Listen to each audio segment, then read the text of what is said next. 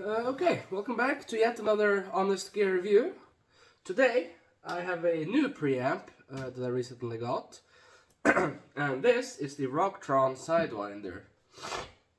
Now, the clips you see online generally doesn't do this thing justice. I've heard some people say it's bad and uninspiring, but that's really not true. So let's go through all the three channels. So it's a 3-channel amp. There's clean with a bright switch. There's a crunch, which I don't use. I don't like crunchy tones. I have it dialed in for a clean, as the lead I/O button here, the channel switching, doesn't work. So I have to use a foot switch, and it only changes between the crunch and the lead. And it has built-in hush, which is really powerful, and it's really helpful as well. Now the guitar is on. Nothing. If I turn it down, you can hear my guitar, which I'll talk about. So yeah, it has hush, and it has an effects loop. It has stereo outs. It has a stereo recording out, and foot switch, foot switch jacks. Yeah, it's a very versatile and helpful tool. The guitar is the Levin Les Paul Custom, which is obviously a Gibson Les Paul copy. However, it still sounds really good, so hey, can't beat that. I'm still working on the guitar itself, so there's a few dead spots on the frets. I had to adjust the neck and everything, so sound may vary on whatever I play, but I'll try to get something useful out of this anyways. I'm running the preamp into my mixer, out into the Rocktron Velocity, and out into a Diamond 4x12 as per usual. I have a Rocktron IntelliFX, which you've seen me use before on other reviews. However, I want to pair it with the Sidewinder permanently. So that's why I have it hooked up here with a chorus and reverb setting. However, I will go through... I just have to remember which... Oh. That's interesting. Sorry. If I hold there, it switches to the lead. Okay. So it might be an easy fix then. I haven't opened it up to check. That's alright, but anyways, this is how I control the channels. I'll just stick it. Jesus Christ, there we go. I'll just plug it almost all the way in. We'll start on the clean channel. Crunch, yes, there we go. Clean. I'll run through all the different channels without effects first, and then bring in the effects.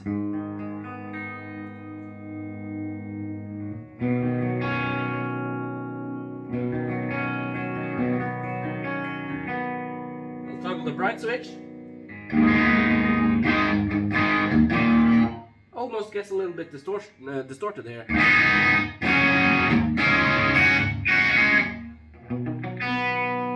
That's probably because I'm running the volume so high.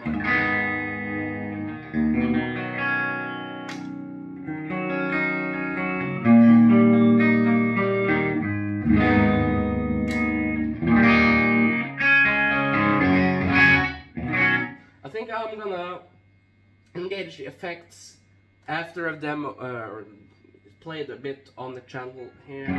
That's probably smarter. So here's the...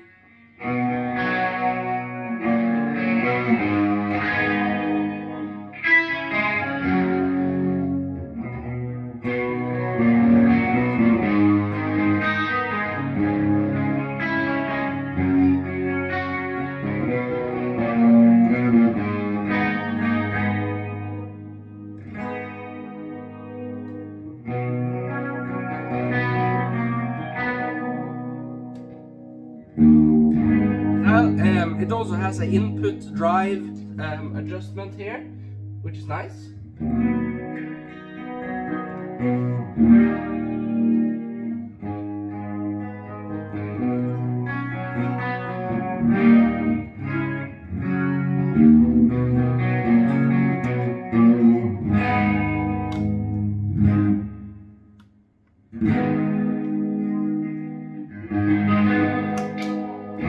So I mean, yeah, that's a really nice, just all-around good clean. I like it. And now for the crunch channel, I'll just try and get a crunchy tone here. So this is how I have it set up for my clean.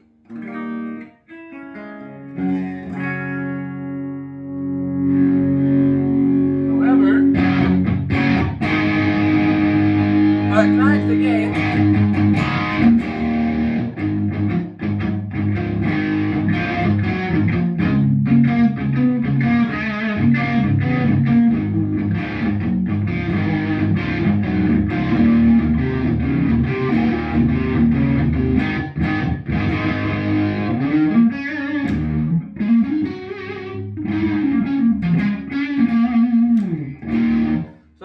I don't actually know how to play when using this low amount of distortion, but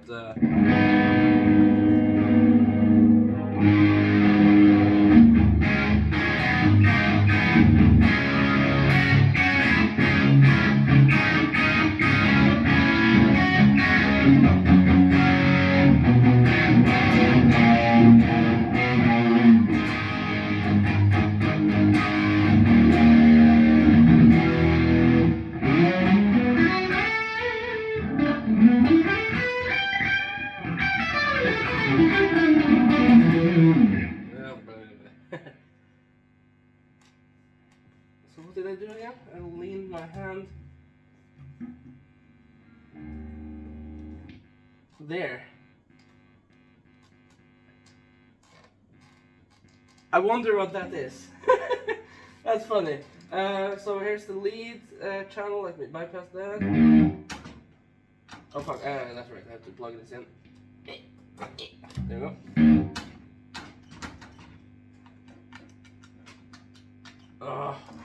It doesn't always want to work.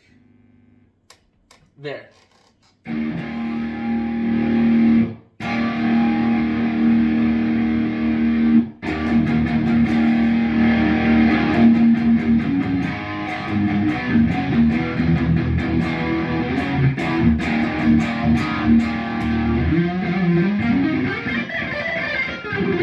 So the harsh is really messing with my sound here because this guitar squeals so much.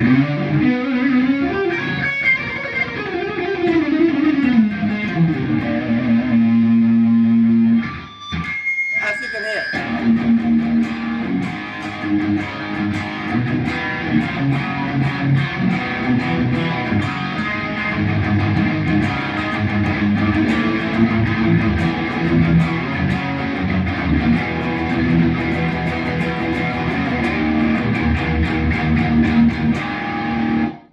As you can tell, it's not really uninspiring. It's actually really cool. It chugs, and that's with that generally low output guitar. I mean, these are old pickups from the 80s, like early 80s, I think. Not active, they're passive. So it's, you know, low output.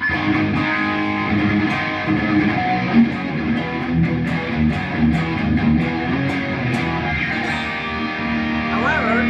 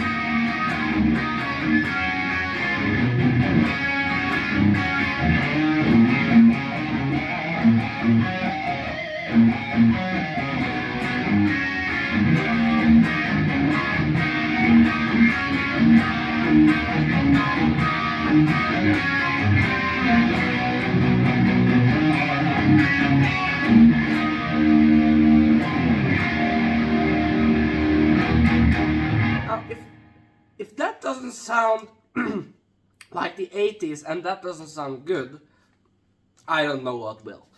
Because I like this. Yes, it would probably benefit with the EQ. There's a few frequencies I would like to get out of there, but I'm using the EQ on my mixer here while I can actually do it in real time now.